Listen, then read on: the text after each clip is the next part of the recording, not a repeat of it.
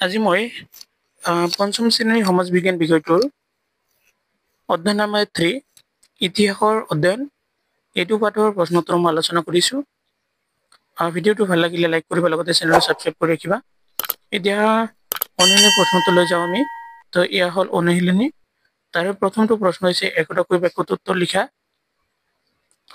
ক নম্বৰ প্ৰশ্ন হ'ল বুৰঞ্জী শব্দৰ অৰ্থ কি আৰু ই কোন ভাষাৰ শব্দ লিখা। উত্তৰটো হৈছে বুৰঞ্জী শব্দৰ অৰ্থ হ'ল নজনা কথা, জনোৱাৰ ভঁৰাল আৰু ই টাই ভাষাৰ শব্দ।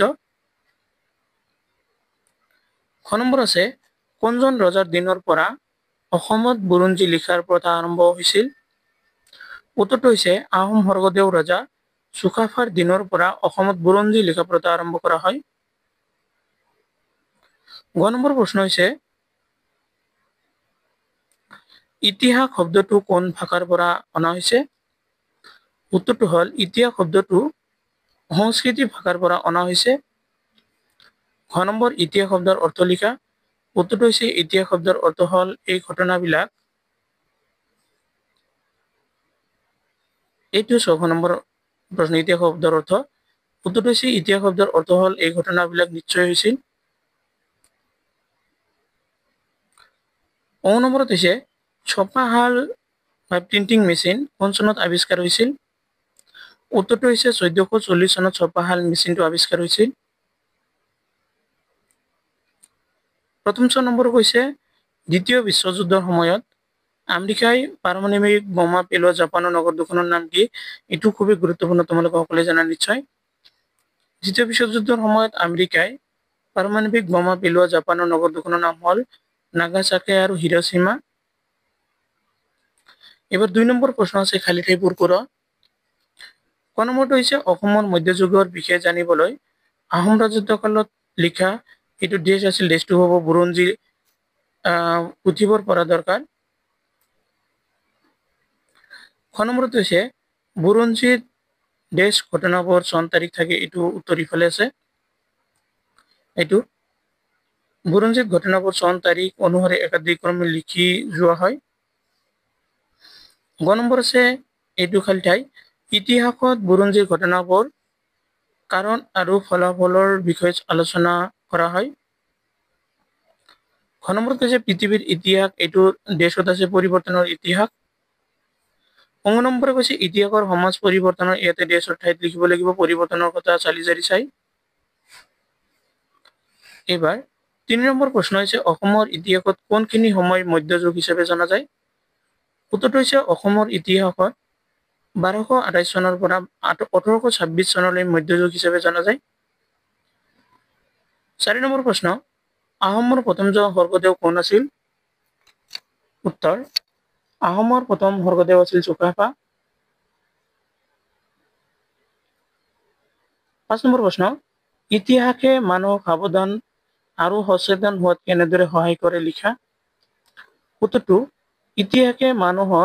ইতিহাসে মানুহে অতীতত কৰা ভুলবোৰ উদঙাই দিয়ে। ফলত মানুহে ভৱিষ্যতে তেনেধৰণৰ ভুল নকৰিবৰ বাবে সচেতন হয়।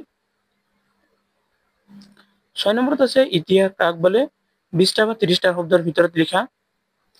উত্তৰটো হৈছে বুৰঞ্জীত ঘটনাবোৰ চন তাৰিখ অনুসাৰে একাদিক্ৰমে লিখা যোৱা হয়। আনহাতে বুৰঞ্জীত থকা ঘটনাসমূহ খৰচি মাৰি অধ্যয়ন কৰি তাৰ ভাল বেয়া উচিত অনুচিত আদি ফলাফল লক্ষ্য কৰাক ইতিহাস বোলে।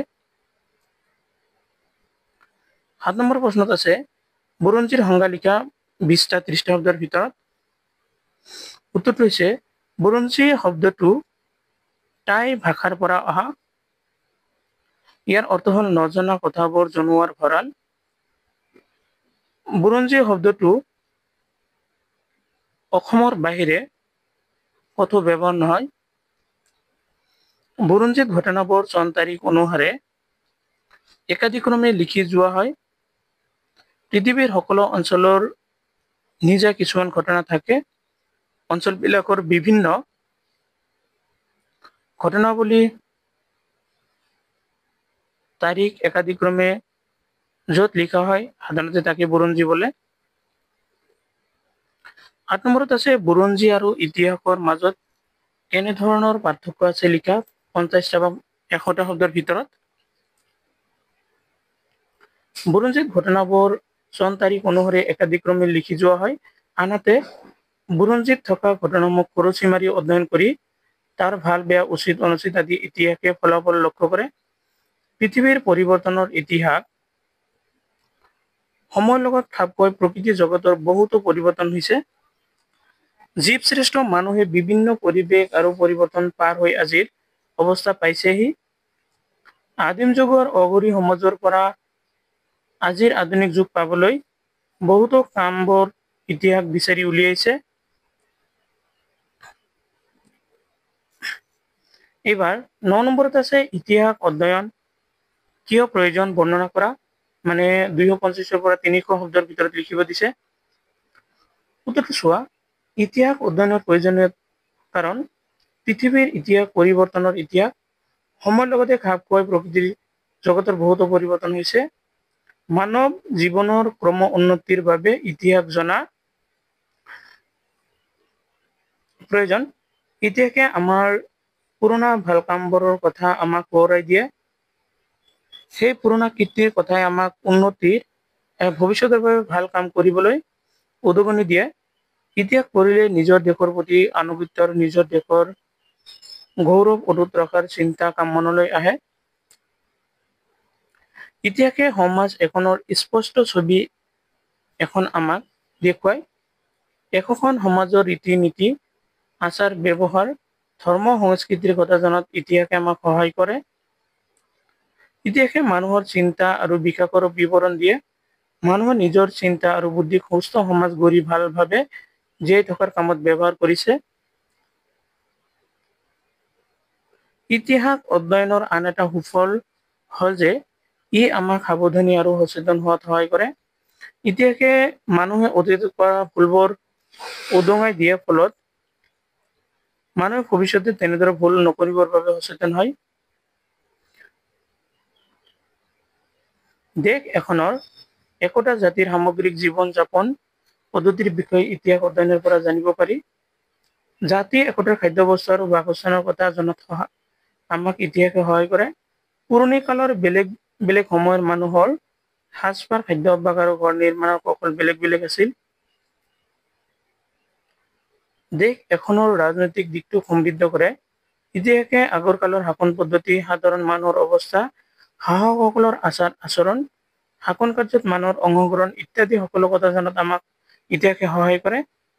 পুৰণি শাসন ব্যৱস্থাৰ লগত নতুন শাসন ব্যৱস্থাৰ তুলনাই শাসন ব্যৱস্থাৰ উন্নতি হোৱাত সহায় কৰে। তো আজিৰ ভিডিঅ' এইখিনিলৈকে আৰু ভিডিঅ'টো সমাপ্ত হোৱাৰ বাবে সকলোকে ধন্যবাদ জ্ঞাপন কৰিছোঁ।